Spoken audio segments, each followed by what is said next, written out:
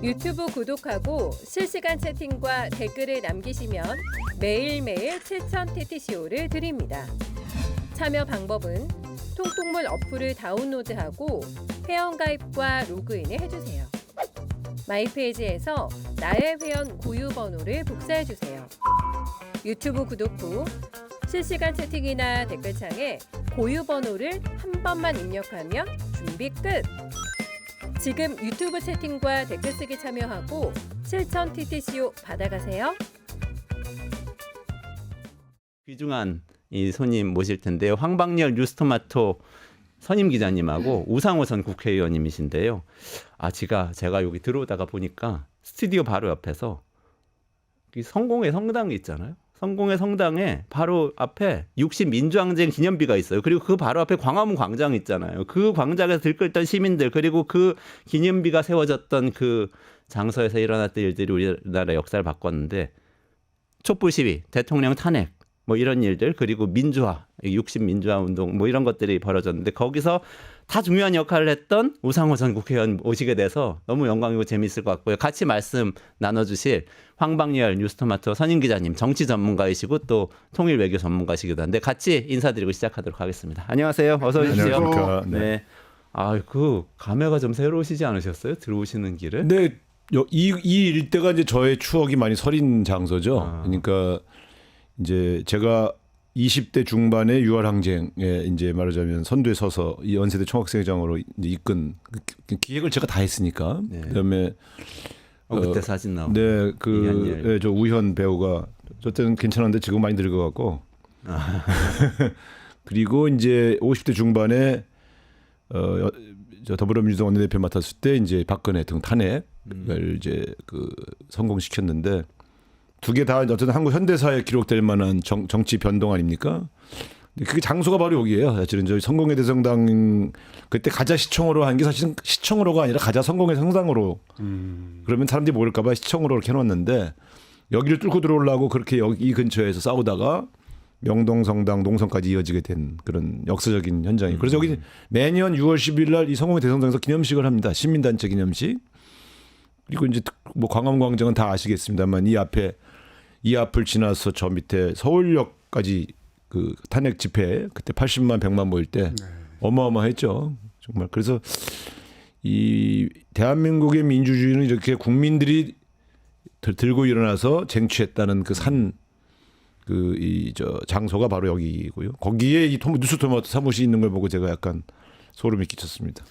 박근혜 대통령 탄핵 때 최대로 모인 인원이 232만이더라고요. 이 앞에? 네. 이 앞에. 그러니까 그때 어마어마한 거지. 12월 2일 날 그 탄핵 표결하자, 또 뭐 12월 9일로 바꾸자, 이런 이제 그런 논쟁이 좀 있었을 때 그때 인원이 232만 명으로 최대 인원을 기록했다고. 네, 그래서 비하를 말씀드리면 12월 2일 날 했으면 부결됐을 거예요. 네. 12월 9일 날 하는 바람에 통과된 거예요.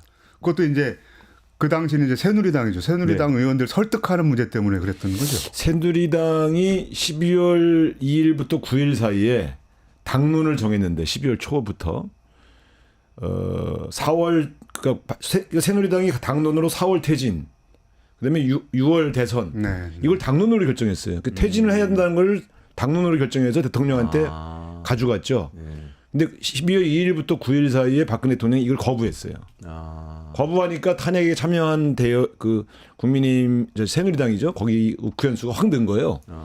물론 그때 당시에 12월 2일에도 205명까지는 내가 확보했는데 205에서 10명 사이는 이거 하루에도 10명씩 왔다 갔다 해서 매우 불안한 상황이었죠. 근데 이제 거부하니까 그때 220명으로 확 늘더라고. 그러니까 이제 그게 그래서 제가 볼 때는 그게 굉장히 중요한 포인트였는데 속도 모르고 추미애 대표가 12월 2일 하자고 막 박지원 원내대표를 막 박지원 당시 비대위원장이 원내대표였거든요. 국민의당이에요. 국민의당. 박지원 대표하고 싸우고 나왔잖아요. 대표 회담을 하셔가지고. 그래서 그 후에 박지원 대표가 나한테 전화해서 야, 나 열받아 죽겠다. 내가 지금 12월 2일 날 할 수 있어 없어? 그래서 어렵다고 말씀드렸는데. 그랬더니 야, 나한테 하고 아주 화를 내고 가갖고 대표 회담 깨졌는데 나 이제 이렇게 하면 나 협조 안 한다. 막 이제 화가 나셔서 아이고 형님 왜 이러십니까? 쫓아가서 막 정말 그때 그 날짜의 문제는 사실은 2일 날 할 수도 있지만 하면 부결될 수도 있는데 그거를 보고를 드렸는데도 그렇게 밀어붙이시더라고요. 그때 당 대표가 추미애 대표였고 네네. 박지원 대표는 국민의당 비대위원장계 원내대표. 네, 야당이 그렇게 쪼개져 있었던 네네네. 때였고. 이제 그때처럼 또 지금 시민들 마음이 굉장히 들끓고 있는 것 같습니다. 이제 다 아시는 것처럼 이제 주말마다 광화문에 또 우리 시민들이 모이고 탄핵 구호도 나오고 그다음에 또 국회에서는 대통령 임기 단축 개헌에 대한 논의도 나오고 있는데 이런 전반적인 흐름은 좀 어떻게 보고 계십니까? 뭐 결론적으로 말씀드리면 2016년도와 지금 2024년은 상당히 상황이 다르다. 그러니까 2016년도에는 국정감사 때부터 이제 제가 시작을 했는데 언론과 협조하면서 여러 가지 사건들을 터뜨리기 시작했는데 이미 쥐고 있는 게 꽤 있었거든요, 당이. 근데 소위 말하면 탄핵으로 가야 할 증거들이 범죄와 증거들이 굉장히 차고 넘쳤어요. 그때 나중에 윤석열 특검이 박영수 특검이지만 이제 윤석열 특검 수사팀장이 있을 때 기소한 게 15개에서 20개 사이 아닙니까? 유작정된 것도 10개가 넘고요. 그러니까 굉장히 많은 범죄에 연루될 정도의 국정농단과 불법 행위가 많았어요. 여기서 국정농단이라고 할 때는 되게 불법적 행위와 연결되어 있는 농단만 얘기한 겁니다. 확인되지 않은 것은 꺼내지도 않았고요. 지금은 윤석열 대통령에 대해서는 많은 의혹이 제기되고 있지만 증거로 확인된 게 좀 별로 없어요. 다 추측과 추론, 정황 증거지. 그러니까 정황 증거로는 유죄를 끌어낼 수가 없죠. 그러니까 지금 탄핵 사유가 지난번 조국신당에서 10명까지는 늘어났지만 그렇죠. 증거로 확인된 건 거기서 거의 없어요. 그러니까 제가 볼 땐 일단 윤석열 대통령이 지금 물러갔으면 좋겠다고 하는 그 심정 넘치는 건 그때랑 비슷한데 또 실제 되게 무능하고 근데 탄핵으로 끌고 갈 수 있는 여러 가지 불법적 또 위헌적 요소의 증거물들이 약해요 아직은. 그러다 보니까 국민의힘 의원 중에서 탄핵에 찬성할 가능성이 있는 사람이 지금 한 명도 없어요. 8명은 있어야 될 거 아니에요. 최소한 8명, 9명. 그러니까 잘 보시면 아는데 김건희 특검의 이탈자가 4명밖에 안 되잖아요. 그렇죠. 그럼 김건희 특검보다 윤석열 탄핵이 더 힘든 거 아니에요? 본인들 마음속에. 제가 볼 때는 지금은 뭐 국회를 통과할 소위 말하면 국민의힘 이탈자는 한 명도 없다. 또 탄핵에 대해서는 김건희 특검의 이탈자가 있을 텐데 그런 측면에서 이 두 가지는 되게 다른 측면이죠. 지금 이제 그 박근혜 대통령 때하고 비교하면 지지도라든가 지지도가 훨씬 낮고 그 다음에 그 여러 가지 국민들 불만이 뭐 그때 못지않게 굉장히 높은데 상대적으로 그때에 비하면은 광장의 열기가 그때보다는 좀 약하다 이런 게 중론인데 그 원인이 지금 제가 말씀하신 그런 부분들 탄핵으로 갈 수 있는 증거와 사유들이 아직은 전 국민이 분노해서 광장으로 나올 만큼 나오지 않았어요. 그러니까 현재 광장에서 열심히 뛰시는 분들은 그때와 비슷한 열정이 있는데 객관적 조건이 아직은 이거 갖고는 어려울 텐데라는 판단들을 이미 박근혜 탄핵을 경험했던 국민들은 알고 계신 거죠. 그래서 열정적으로 좀 선도적으로 뛰고 계신 분들이 볼 때 답답하겠지만 객관적 상황이 좀 이렇기 때문에 사실은 윤석열 대통령의 여러 가지 불법적 행위들을 야당이 좀 더 잘 파내야 돼요. 지금은 목소리 높은데 예리한 맛이 좀 부족해. 제 느낌에. 소리만 지른다고 되는 게 아니거든. 야당은 실제로 끄집어내야지. 박찬대 원내대표한테 주문을 하시는 거네요. 좀 더 열심히 뛰어라. 그런 측면이 아니라 이건 원내대표 한 명이 할 수 있는 일이 아니에요. 제가 탄핵 주도할 때도 제가 혼자 했습니까? 그때 조홍천 의원 지금 탈당해서 뭐 딴 데가 있지만 그분이 당시 청와대에 있던 경험을 저한테 얘기해 줬고 그다음에 그 손혜원 의원이 그 소위 말하는 문학에 있었던 농단 사례를 아주 자세하게 알고 계셔서 그게 내가 듣고 그러면 이게 비슷한 사례가 또 있겠는데 하고 개별 의원 면담을 먼저 한 다음에 TF팀으로 묶어서 정보를 공유하기 시작했거든요. 그러면서 그 전체 얼개를 정리하고 그거를 이제 언론사에 제보하기 시작하고 근데 그때도 상당한 정도의 증거물들 적어도 차은택 관련해서는 손혜원 의원이 상당한 신빙성 있는 증거를 가져왔었고 또 청와대에서 최순실이라는 존재 때문에 이루어지고 있는 각종의 불법적 지시에 대해서 조홍천 의원이 갖고 있었어요. 많은 사실들을. 그러니까 이건 굉장히 중요한 건부의 내밀한 내용들을 이미 알고 있다 보니까 나중에 언론 취재를 확인되면서 증거물들이 더 쏟아져 나왔죠. 그러니까 그건 지금 아직은 용산 내부에 제보자들이 없어요. 그거는 그러니까 이 증거가 확보되기 쉽지 않은 거죠. 그런 조홍천 의원 같은 사람이 조홍천은 청와대에 있었잖아요. 네, 그래서 그때 사람이 없다는 건. 그 누구죠? 최순실 남편 그 건으로 그만둔 거 아닙니까 사실은. 네, 그러다 보니까 상당한 정도의 이 건부 내부의 여러 가지 그 비리들을 알고 있었죠. 처음에는 입을 안 열더라고. 직무상 얻은 비밀은 공개하면 자기 처벌도 한다. 그래서 내가 야이 죽을래. 지금 그럴 때야 지금 그랬고 자네를 앞장서 세우지 않을 테니 내놔라. 그래갖고 그때 자세히 또 알아보고. 근데 나중에 보니까 지금은 아직 제가 볼 땐 대통령과 직접적으로 관련된 거는 원래 최상병 특검으로 압박을 하다가 명태균 씨, 그도 뉴스토마토가 터뜨렸잖아요. 깜짝 놀랐는데 처음부터 상당히 설득력 있더라고. 아 저거는 정치를 경험해본 제 입장에선 저 얼개가 굉장히 맞는 것 같은데 하나하나 터져나오면서 조각이 만들어지는데 이거 뭐 거의 그 명태균 게이츠의 전체 구림이 지금 거의 다 나온 거예요. 증거물이 어디서 터지느냐 문제만 남았지. 증언들과 관련된 증언과 각종 열된 사람들의 해명 이것도 다 종합하면 저거는 얼개가 딱 잡힌 거예요. 근데 문제는 거기 윤석열 대통령이 개입했다는 증거가 별로 없었는데 그 녹취. 내가 민주당에서 공개한 녹취. 네, 김영선 내 주라랬는데 당이 말을 잘 안 듣는데 결국은 됐다. 이렇게 얘기하니까 명태균 씨가 이 은혜 평생 잊지 않겠습니다. 이거 하고 그다음에 이준석 대표가 얘기했던 지방선거 때. 지방선거 때면은 저 윤석열 대통령이 취임한 다음에요. 6월이니까. 공천을 5월 달에 했다 쳐더라도 그때 말하자면 자기한테 공천을 청탁했다는 거예요. 특정 지역의 특정 인물에 대해서. 그거는 명백한 불법이에요. 그러니까 과거에 정당 총재가 대통령을 겸임할 때 김대중, 김영삼 이때는 불법이 아니었는데 2004년 이후로는 이게 다 불법이. 그러니까 문재인 대통령이 열린우리당 잘 됐으면 좋겠다라고 말한 것 때문에 탄핵했잖아요. 노무현 대통령이. 근데 그 말이 왜 탄핵 사유냐면 정치 개입이라는 거죠. 잘 됐으면 좋겠다는 말로도 탄핵을 했던 정당인데 공천에까지 개입해서 누구 해주라고 한 건 명백한 불법이거든요. 그러면은 노무현 전 대통령이 어쨌든 국회에서 탄핵을 통과를 시켰던 거잖아요. 네네. 그게 정당했다면 지금 그거보다 훨씬 더 조금 더 탄핵할 수 있는 상황인 건 아닌가요? 근데 그때 기각됐잖아요. 헌법재판소에서. 그러니까 정치적 개입이라고 볼 수는 정치적 의사 표현을 부적절하다고 볼 수는 있으나 탄핵에 이르는 중대한 불법 사유는 아니다라고 해서 기각됐어요. 그때 그것 때문에 이 많은 국민이 저게 탄핵 사유가 될 수 있느냐는 생각 때문에 역풍이 불어서 이제 열린우리당이 152석의 이제 가반수 정당이 됐던 것이죠. 지금은 제가 볼 때 관련 진술만으로 과연 그 증거라고 할 수 있겠냐는 문제는 남지만 확인은 된 거고요. 근데 문제는 한 건으로는 안 돼요. 그러니까 불법을 한 번 저질렀다고 탄핵이 되는 게 아니라 거기 중대한이라고 되어 있잖아요.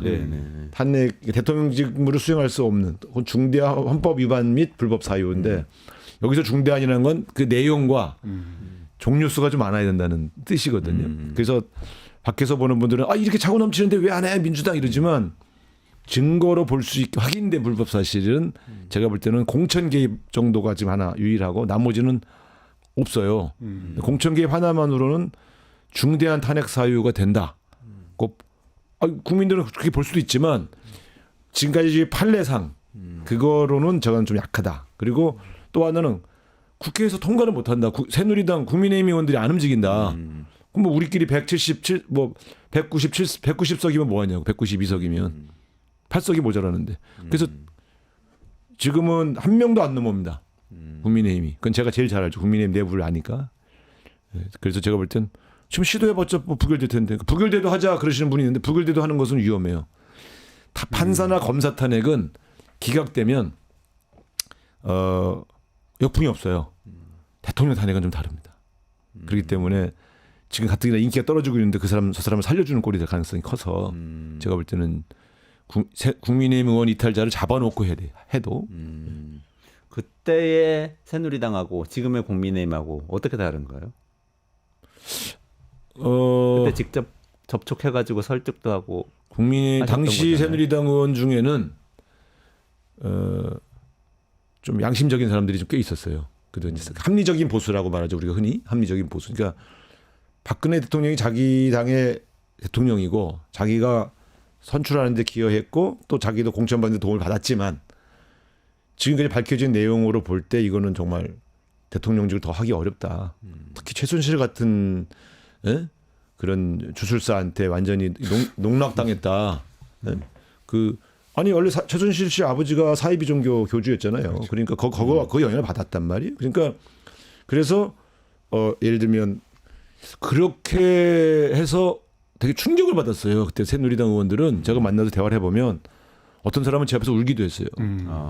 나 진짜 박근혜 좋아했는데 이럴 줄 몰랐다. 그리고 막 우리 보수가 이렇게 무너지는 거냐 그러면서 내 앞에서 울더라고. 그래서 보수가 무너지는 게 아니라 박근혜가 무너지는 거다. 왜 박근혜 무너진 보수 다 망한다고 생각하지 마라. 오히려 내가 위로하고 근데 탄핵은 합시다. 먼저 했는데 그런 분도 있었고 어떤 분은 궁금해가지고 이 거리에 나와봤는데 그 촛불 집회 때 자기 지역에 재향군인회 회장이 거기서 박근혜 탄핵 피켓을 들고 있더라는 거예요.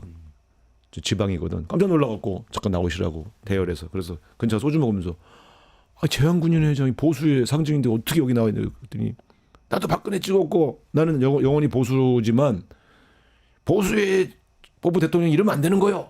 응?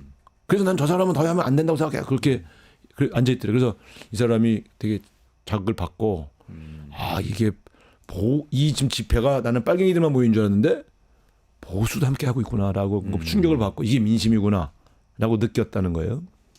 그래서 내가 그 이후에 탄핵 얘기하는 분 중에 마치 탄핵을 민주당과 바깥에 있는 시민들이 다 진보적인 시민들의 작품인 것처럼 얘기하시는 분들 볼 때마다 내가 아닌데 박근혜 탄핵은 진보와 보수가 손을 맞잡고 그러니까 진보와 합리적 양심적 보수가 손을 맞잡고 같이 한 거다. 저는 항상 이렇게 얘기를 합니다. 근데 그때는 국민의 새누리당 안에 그런 양심적 예를 들면 그러니까 그때 보시면 알겠지만 김무성, 유승민이 다 친박 출신이에요. 네. 근데 그분들이 그때 탄핵에 앞장섰잖아요. 그 당 안에서.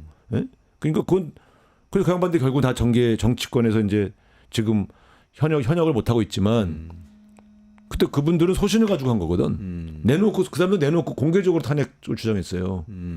나중에 바른정당 갔다가 다시 이제 복귀했지만, 그러니까 그때는 결기 있는 그런 국민의힘 그 새누리당 의원들이 꽤 있었다. 한 20여 명. 그때 새누리당 원내대표가 이제 지금 정진석 비서실장이지 않습니까? 그럼 어떻게 보면 그 당시 경험을 아주 진하게 했기 때문에 이 국민들 여론이라든가 전체적인 흐름을 잘 보기도 하지만 따르게 보면은 방어에도 굉장히 능할 수도 있을 것 같아요. 지금 정진석 비서실장 역할은 어떻게 보고 계세요?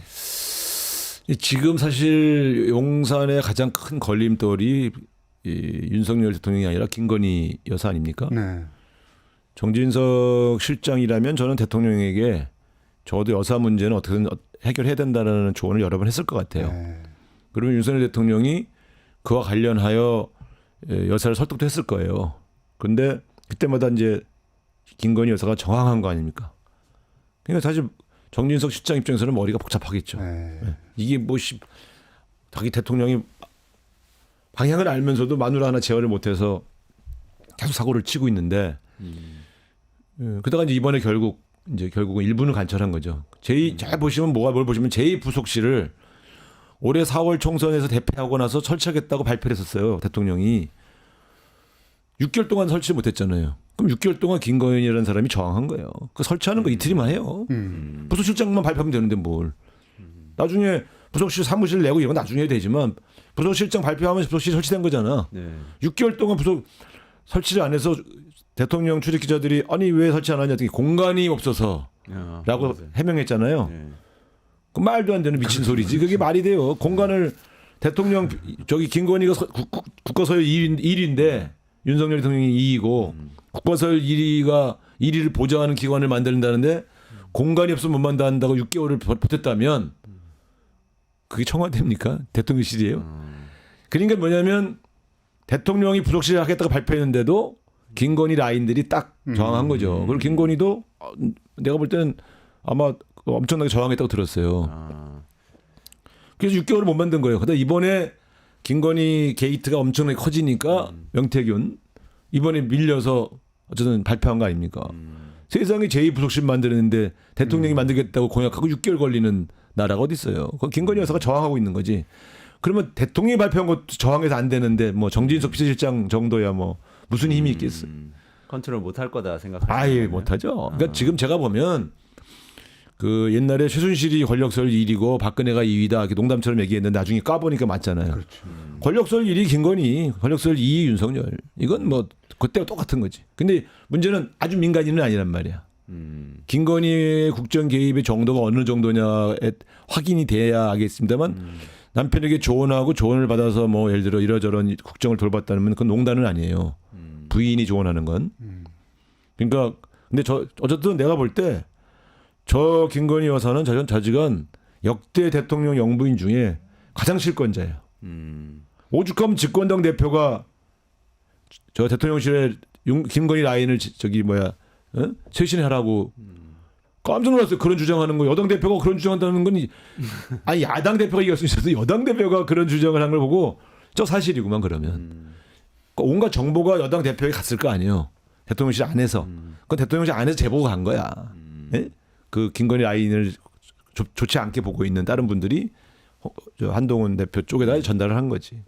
김건희 씨, 그러니까 대통령 부인 김건희 씨 관련해서는 사실 어떻게 보면 당시에 박근혜 대통령 당시에 최순실 씨보다 더 영향력이 세다고 얘기할 수 있는 것 같은 보도가 지금 계속 나오고 있는데요. 윤석열 대통령 취임식에 이 부인 초청 인사가 대통령 초청 인사보다 더 많았다. 이게 이제 최근에 나온 보도고. 저는 뭐 초청 인사가 많았다는 것 정도는 그렇게 뭐 굳이 문제 삼을 일은 아니다. 왜냐하면 그 당시 거의 15,000에서 2만 명 정도가 초대를 받는데, 근데 이제 제가 특이하게 본 건 명태균이라는 사람이 그 아버지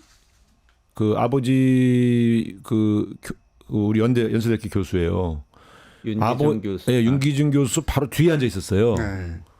그 상당히 대접한 거예요. 자리를 가족석 그러니까 가족석이 있는데 가족석 안에 같이 넣어놓고 거기 뒤에다 바로 앉혔다는 것은 상당할 정도로 신뢰하는 사람이었다라고 볼 수는 있죠. 700명이 명수가 중요한 게 아니고. 근데 이제 거기 보면은 이분의 인간관계를 엿볼 수 있는 사람들이 들어가 있잖아요. 예를 들면 뭐 도이치모터스 사건 관련자, 네, 네. 그다음에 명태균 씨 같은 소위 정치적 그 뭐 컨설팅 그룹, 뭐 그러니까 이 사람들 사실 지금 제기되고 있는 내용들이 확인되는 게 그때 인원수의 문제가 아니라 그 참여자에 포함되어 있다는 거죠. 그럼 친하니까 불렀을 거 아니에요. 친한 사람들만. 그러니까 저는 거기에 사건 관련자들이 쫙 있는 걸 보면 이건 유죄다 무조건. 저는 그렇게 보는 거죠. 김문기 씨 정도를 몰랐다고 해서 1년형을 받는 나라에서 이재명 대표. 이재명 대표 아니 지금 도이치모터스 사건 관련자를 겁도 없이 예? 그러니까요. 대통령 취임식에 그게 계속 쟁점이 돼 왔는데 쟁점이 돼 온 거를 그런 사람들 초돌해서 안 친다는 게 이게 제정신이 아니라는 거죠. 그러니까 저분의 준법 정신, 뭐 법 철학 이긴 놈이 다 먹는 거고 불법이면 어떠냐 이따위 생각을 갖고 있다는 뜻이에요. 그게 명태균 같은 자들 그 도이치모터스 사건 관련자들을 거기 더군다나 소중한 가족 속에 앉혀. 야 나는 참 그것도 신기한 사람이요. 그러니까 또 그런 사람에게 조정받고 있는 윤석열 대통령이 대한민국의 대표하는 검사 출신이라는 것도 참 황당한 거예요. 대한민국의 법이 이 정도까지 타락했다고 봐야 되는 거죠. 김건희 특검법 얘기를 안 할 수가 없는데 저 어젠가 윤석열 대통령이 이제 또 이거 거부권 또 했단 말이죠. 근데 민주당은 12월 10일 날 이걸 재표결하겠다고 또 합니다. 근데 의원님 어젠가 말씀하신 거 보면은 이 특검법 된다. 언제 되느냐 문제지 꼭 될 거다 이렇게 얘기하셨는데 되려면은 8명을 잡아야 되잖아요. 그러니까 잡아온다는 표현이 좀 그렇습니다만 아무튼 설득을 해와야 되잖아요. 지금 2년 6개월 남았잖아요. 네. 지금은 8명 안 넘어와요. 지금은. 네. 근데 저 레임도 오잖아요. 네. 김건희 여사가 지금만 살짝 숨어있지 저 성격에 6개월 이상 숨어있겠수? 또 움직이지. 그러니까 어쨌든 저분 사고도 치게 돼 있어요. 한 번 사고 친 사람은 반드시 사고를 더 친다는 게 여의도의 문법입니다. 네. 그게 사고 치는 게 왜냐하면 우연히 실수가 아니라 그 사람 안에 내재되어 있는 저 저 철학과 가치 때문에 사고 치는 거거든요. 그렇게 해서 이게 도저히 더 이상 이제 윤석열 대통령, 김건희 여사에게 놀아나는 걸 못 보겠다고 생각하는 국회의원이 뭐 8명, 10명 안 나오겠어요? 지금은 아직은 그럴 때가 아니라고 생각하는 사람들이 많아요. 그 안에. 그러니까 개인적으로 얘기하면 김건희 얘기 꺼내면 인상을 찌그려요. 네. 우리 동네에서도 제발 나 찍어준 사람들이 보수잖아요. 제발 저 김건희 여사 좀 얼굴 좀 안 보게 해달라는 사람이 너무 많다. 영남에도. 오히려 영남에서도 그런 소리가 더 크다는 거야. 거기 약간 남존여비 이런 게 좀 강하잖아요. 네. 여러 측면에서. 그러니까 저분은 보수에서는 이제 완전히 이제 밉상이 됐어요. 근데 국회의원들이 지금 보면 지난번 이탈은 4명보다 많아질 가능성이 별로 없어요. 왜냐하면 한동훈이라는 사람이 특별감찰관 문제로 특검법으로 이탈할 사람이 확 늘어나니까 특별감찰관을 도입하자고 해서 당론을 만들어서 내부 정리를 했어요. 김을 빼버린 거 아닙니까? 그렇습니다. 그러니까 특별감찰관을 만들면 특검법 안 해도 이제 앞으로 김 여사 문제의 재발 방지책을 만드는 거 아니냐. 그러면 집권당이 이 정도에서 끝내야지 진짜 특검으로 가면 안 된다. 이렇게 이제 설득을 한 거죠. 설득이 먹혔어요. 그래서 제가 볼 때는 민주당이 바로 표결 안 하고 미루는 걸 보시면 8명이 넘을 가능성이 없다라고 판단한 거 아니겠어요? 박찬대 대표가 바보가 아니잖아요. 딱. 그러니까 제가 볼 때는 좀 밀어놓고 보는 거죠. 근데 어쨌든 이번 라운드까지는 아닌 것 같아요. 근데 사실은 내용을 줄여줬기 때문에 저기 내용을 줄여준 이유는 이탈자를 늘리려고 한 거였는데 특별감찰관으로 김을 빼고 이재명 대표의 유죄 국면이 또 국민의힘 의원들이 김건희 명태균 게이트 때문에 죽을 지경이었는데 동네에서 한숨 쉬게 된 거예요. 한숨 쉬게 된 것 때문에 이제 또 이탈자가 좀 줄을 것 같아요. 그래서 지금은 표결해도 200표로 안 나와요. 그래서 이게 다 현실을 반영한 것이니까 답답하시더라도 좀 지켜보셔야 됩니다. 이게 현실이니까 우리가 뭐 200석 이상 지금 의석이 많다고 해도 200석 이상 돼야만 할 수 있는 일이 있고 뭐 150석만 돼도 되는 일이 있는데 지금은 윤석열과의 큰 진검승부는 다 200표를 넘어야 되는 일이다 보니까 한계가 좀 있네요. 그 TK 쪽의 그 여론조사 결과 보면 그래도 대통령 국정 지지도가 굉장히 낮게 나오던데요. 그거는 보수 민심을 반영한 거 아닌가요? 그러면 의원들도 결국엔 영향을 그 받게 되는 보수 거 아닌가요? 민심의 이탈의 핵심이 김건희예요. 네. 잘 보시면 TK에서 조사한 것 중에 잘 못하고 있다의 사유를 일이 그러면 김건희. 그러니까 약간 김건희 여사가 잘못한 것도 있고 그 보수 민심은 그 마누라 하나를 그래 협조 못해? 그러니까 국정과 관련된 게 아니라 그런 문제로 민심이 많이 이탈했다라고 그쪽에 국회의원 하신 분들, 친한 분들, 제가 아는 분들 그런 얘기를 하더라고요. 그래서 서울만 그런 게 아니네요. 그랬더니 아시잖아요. TK는 한번 돌아서면 또 무섭다는 거 뭐 이제 그런데 근데 그분들 말은 근데 좀 이따 또 다시 돌아갈 겁니다. 윤석열한테. 어디 가겠어요? 민주당으로 절대 안 갑니다. 그래서 그건 알아요. 내가 민주당 오라는 게 아니라 윤석열에게만 나가면 돼요. 나는 막 웃더라고. 근데 실제로 지금 집권 세력이 위협을 느낀 게 바로 TK에서도 돌아섰다. 이건 아니겠어요? 그러니까 뭐 그 사람들이 뭐 호남 민심을 뭐 중요하게 생각하겠어요. 근데 실제로는 보면 일부는 돌아가겠지만 상당 부분 김건희 여사 문제를 제대로 해결하지 못하면 그 보수 민심도 계속 저 상태로 갈 가능성이 있죠. 계속 그렇게 가면 결국에는 김건희 특검은 통과될 수도 있다는 게 전망이신 그렇습니다. 거잖아요. 의원들이 저는 바뀔 거기 기본적으로 때문에. 윤석열 대통령이 국정 운영의 방향을 근본적으로 바꿀 가능성이 없다고 봐요. 왜 어떻게 바꿔야 되는지 몰라. 그러니까 지금 보면 인사 준비를 하고 있다고 하는데 거론되는 인물들 보면 네. 새로운 사람이 하나도 없어요. 네. 그러면 저거는 사실 인사 쇄신이 아니잖아요. 그냥 개각일 뿐이지. 근데 지금 쇄신한다는 건 뭐냐면 국정 운영의 방향을 조금 바꿔보는 거거든요. 지금까지 해온 거를 경제 정책도 그렇고 뭐 여러 가지 측면에서 지금 경제가 점점 더 어려워지잖아요. 그럼 경제 정책을 좀 바꿔야 될 거 아니야. 이건 대통령이 바꿔야만 바꿔져요. 경제부 장관이 마음대로 하는 게 아니야. 근데 좀 저분은 경제를 잘 모른단 말이야. 근데 이게 되게 어정쩡해요. 전두환처럼 아주 뛰어난 경제 전문가를 모셔놓고 아예 간섭을 안 해주든가. 근데 되게 아는 척하면서 코치를 하는데 실제로는 내용을 잘 모르는 사람이거든. 그러니까 오히려 추경호 장관 전 장관이나 지금 최상목 장관 이 제대로 자기 생각대로 정치 정책을 필 수가 없는 거예요 지금. 그러니까 이렇게 어정쩡한 동고 상태가 제일 위험하거든. 지금 윤석열 대통령 들어왔고 제대로 된 무슨 경제 정책 눈에 띄는 정책 하나도 있어요? 우리는 놀라는 데서도 방향을 잡았잖아. 예를 들어 소득 주도 성장이라든지 뭐 그렇죠. 그다음에 뭐 저 이명박은 녹색 경제라든지 뭐 이런 식의 어쨌든 방향에 대한 얘기들을 한단 말이에요. 네. 지금은 대통령이 경제 정책을 어떤 방향으로 어떻게 끌고 가려고 하는지를 알 수가 없어요. 철학과 같이 방향을 제시하고 있는 게 아니라 그냥 위기 관리만 해주고 있는 건데 위기 관리만 해주는 걸로 정책이 살아날 수가 있습니까? 위험해요. 위기는 돌파해야지 관리만 하면 위기가 더 와요. 그러니까 지지하는 분들도 윤석열 대통령 지지하는 분들도 제일 갑갑해하는 게 이제 김건희 여사 제외하고 나면 뭘 하려고 하는지를 모르겠다. 뭘 하려고 하는 게 없어. 네, 그게 제일 큰 불만인 것 같아요. 없어. 근데 되게 지난번 기자회견할 때 지표가 뭐가 좋아지고 뭐가 좋아지고 지금요 기업들이 막 하나 둘씩 넘어가고 동네 자영업은 막 문 닫고 있는데 자 좋아지고 있어 이러면 대파가 떠오르는 거예요. 대파. 이 대파가 상징하는 게 뭐냐면 현장을 보러 갔는데 이 양반의 참모들과 관료들이 눈을 가린 거예요. 지원금을 주고 할인을 시켜갖고 다른 마트에서는 다른 시장에서는 3,300원 한 단에 3,300원 하는 대파를 800원대에 팔게 만든 거 아니에요. 가서 보고 800원대네? 나 비싸다고 들었는데 가격이 합리적이군. 그리고 가버리잖아요. 많은 국민들이 놀란 거 아니야. 내가 방금 시장 가서 대파를 들었다 놨다 한 3천 얼마라고 못 사고 왔는데 대통령이 800 얼마라고 알고 가버렸다. 저런 사람에게 나라 살림을 맡겨? 그거는 그래서 총선 때 엄청난 심판을 받은 건데 그 이후에 또 민생을 안 돌보잖아요. 잘 되고 있다고 생각하고 있잖아요. 이거 환장하는 거예요. 일부 반도체 수출, 일부 자동차 수출이 늘었다고 그래서 대한민국 전체 경제가 살아나고 있는 게 아니잖아.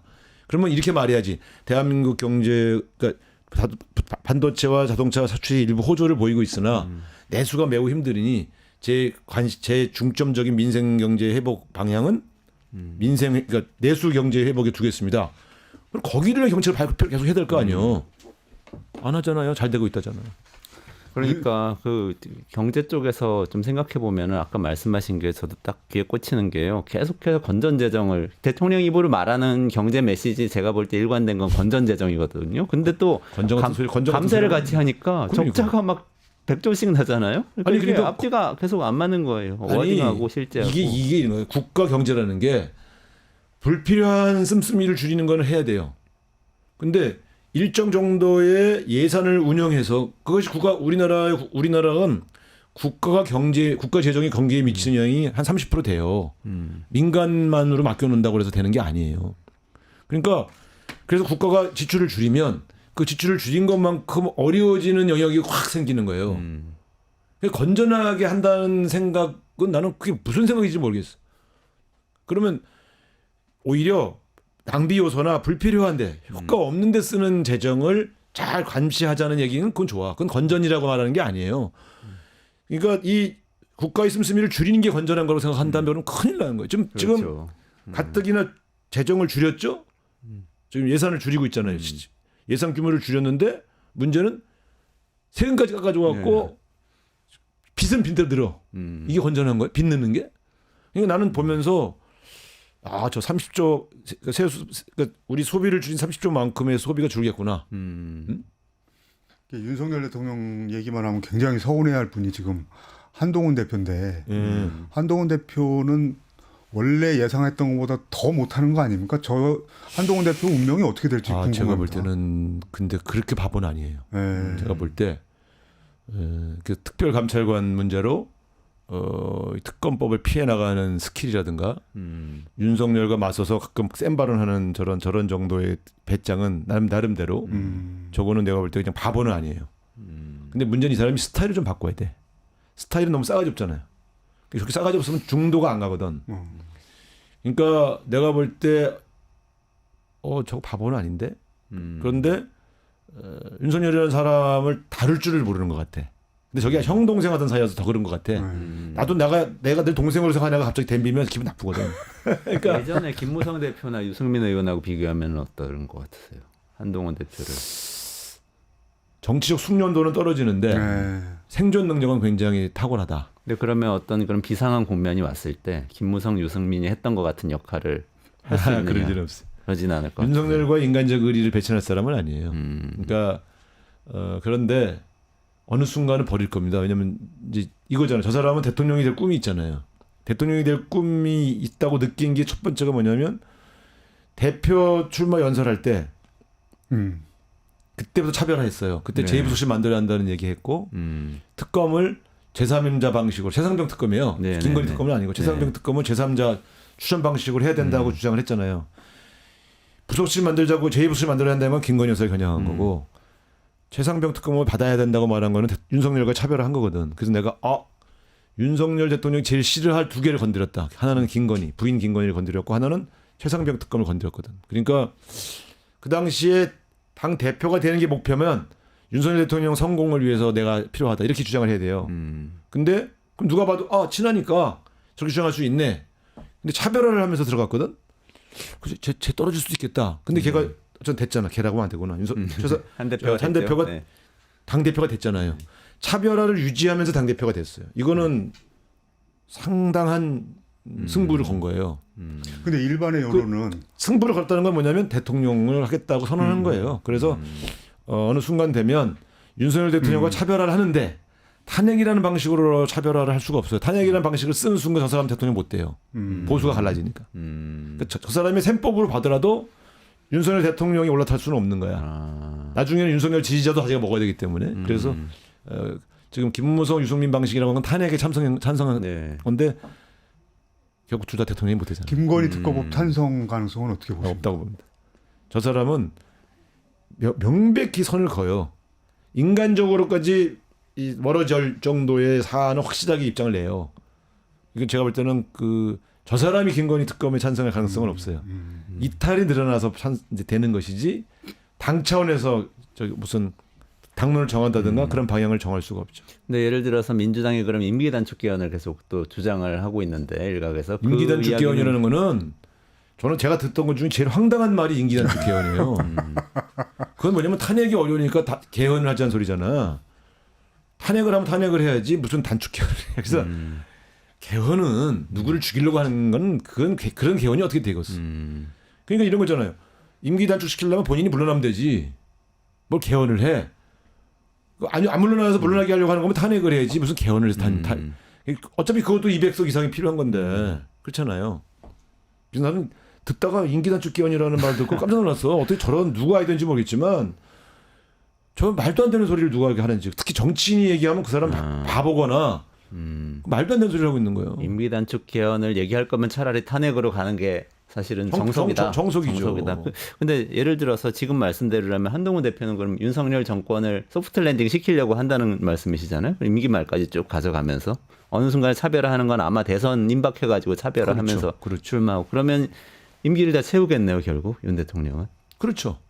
그렇게 그러니까 윤석열 대통령이 임기를 단축시키려면 저 사람이 유연적이고 불법적인 국정 운영을 한 증거가 있어야 돼요. 이거 없이 윤석열을 몰아나게 하시는 방법은 없다. 예, 대한민국은 헌법국가예요. 그래서 이 헌법과 법률을 위반한 중대한 사유와 그 증거들을 가지고 나와야만 물러나게 할 수 있어요. 공천 개입은 불법적인 일이지만 아직 그것만으로는 그 부족하다. 하나만으로는 좀 부족해. 공천 개입은 좀 100% 확실한 겁니다. 그러니까 이미 이준석의 증언과 그 두 개로 거의 확실해진 거예요. 그러니까 근데 이제 현직에 있으면서 소출을 못 하잖아요. 처벌을 못 하잖아요. 네. 그래서 제가 보면서 임기 끝나면 김건희도 가고 윤석열도 가겠네 이제. 아니 방금 또 검찰이 국민의힘 압수수색 한다는 기사가 떴던데 그런 식으로 나오면 검찰이 이제 오히려 검찰 쪽에서 증거가 확보가 돼서 불법성이 드러날 가능성은 없을까요? 하는 척하는 거지 무슨. 하는 척하는 것 같아요. 하는 척하는 거지 무슨. 아이고. 박근혜 때 그때 검찰은 어땠어요? 그때는 그래도 특검이 제대로 수사를 하는 하고... 척했죠 검찰은. 그랬었나요? 특검을 하는 바람에 밝혀진 거지. 그때 특별수사모도 만들어서 한다고 해서 했지만 이미 부인할 수 없는 증거들만 가지고 이렇게 슬금슬금 하는 척을 했죠. 그래서 특검하고 특검에 다 넘겨줬죠. 네. 어쨌든 윤석열, 이원석, 한동훈 이 사람들이 특검 때는 잘했어요. 열심히 했어. 그러니까 박근혜 거를 막 다 법리 구성을 해서 다 유죄를 입증했잖아요. 그래서 시간도 짧았어요, 사실. 그래서 제가 볼 때는 그런데 짧은 시간 치고는 수사를 잘해서 그래서 문재인 대통령이 발탁을 했는데 저렇게 갈 줄 몰랐지. 정말 이건 잘못한 거 아닙니까? 네? 정말 그렇게 발탁한 건 잘못한 거 아닙니까? 어쨌든 지검장 정도만 시켜줬어야지. 검찰총장을 왜 시켜? 원칙을 어긴 거 아닙니까? 그때 내가 검찰총장을 시키면 안 된다고 그렇게 메시지를 보내고 그때 김경수 지사도 계속 반대했거든요. 총장은 아닌 것 같습니다. 그런데 그냥 다른 참모 말을 듣고 홀라당 넘어가 버려가지고 열받아. 진짜 좀 역사에 남을 잘못된 결정 아닙니까? 그렇죠. 그거 지금 그렇게 된 것 같은데. 그것만으로도 사실은 당시 집권 세력들은 반성해야지. 요건 어떻게 생각하세요? 유시민 전 장관이 얘기하는 건데 임기 단축이 아니고 사면을 전제로 해서 자진하야로 가자. 이것도 불법성이 입증 안 되니까 뭐 좀 자진하야는 본인이 결정하는 거잖아요. 그러니까 그렇게 지금 정치적 대타협을 하자 이렇게. 근데 이거에 박근혜 대통령 때도 대통령이라신 분이 앉으면 안 물러나요. 그렇게 많은 잘못이 드러났는데도 자기 잘못 안 했대. 지금도 이 양반 자서전 보면 잘못한 게 하나도 없다는 거 아니에요. 다 조작됐다는 거 아니에요. 아니 사법부가 유죄 판결 증거에 의하게 유죄 판결을 한 것을 가지고 저런 주장을 하잖아요. 근데 그때도 첫 번째는 자진 사퇴였어요. 하야였어요. 민주당이 첫 번째 주장한 건 하야하라. 자진 사퇴하라. 그래서 그랬다가 중간에 어떻게 바뀌었냐면 그쪽이 타이반이 국회에서 추천하는 총리로 국정 운영을 내정을 하고 대통령이 외교안보 국방만 하면 어떻겠느냐. 그래서 제가 그게 두 번째 타협안이었어요. 우린 처음에 하야. 제가 이거 받을 수 있는데 그럼 전제는 내정에서 완전히 손택해서 선언을 해라. 아니, 총리 임명해놓고 자기가 법률상에 있는 지시권을 가지고 지휘해버리면 내정에서 손뗀 게 아니잖아. 그럼 국면이 지나면 그렇게 할 거 아니에요. 그런데 그 선언을 안 하는 거예요. 그런데 정진석 대표를 통해서 그렇게 전달했어. 청와대에. 내정에서 완전히 손 떼고 국회에서 추천한 총리에게 국회에서 추천한 총리에게 내정 운영을 완전히 맡기고 나는 내정에서 손을 떼겠다라고 하는 발언이 반드시 있어야 된다, 뒤에. 끝까지 이 발언을 안 해서 이 발언을 안 하면 국정에서 손을 떼겠다는 말로 안 받아들이겠다. 끝까지 안 하더라고. 그래서 현혹시킨 거지. 그래서 이 두 번째 것도 이제 무산되고, 그다음에 세 번째가 바로 새누리당 당론인 4월 퇴진 6월 대통령 선거. 그거 차버렸잖아요. 그때 그 엄청난 분위기에서도 대통령에게 보고한 내용들은 탄핵이 부결된다고 보고가 들어갔어요. 국정원과 정무수석실 여러 군데에서 새누리당 의원들을 전수조사해서 일일이 다 만나거나 전화통화를 해서 찬반으로 나눠갖고 보고를 했는데 부결입니다. 역시 의원님이 큰 사건 경험을 많이 하셔가지고 맞아요. 이렇게 가지를 팍팍팍 자르고 헛된 희망에 대해서는 풍선도 빵빵 터뜨리고 이렇게 해주신데, 그 윤여준 전 장관이 여기 뉴스토마토 유튜브 나오셔가지고 내년 봄이 윤석열 대통령에 대해서는 고비가 될 거다 이렇게 전망을 하셨는데, 봄이니까 봄에는 왜 그렇대요? 이제 지금 말씀하신 여러 가지의 문제점들의 이 내용들이 내년 봄쯤 정도 되면 국민들의 그 불만 지수도 높아지고, 그다음에 아까 말씀하신 여러 가지도 좀 더 확인되고, 그다음에 이제 국민적 불만도 더 커지고, 이런 정도로 해서 시점을 내년 봄이라고 생각을 하시는 것 같아요. 지방선거도 지방선거는 내후년이니까. 네, 근데 불만이 터진다는 것은 뭐 불만은 지금도 거의 최고조로 가고 있거든요. 네.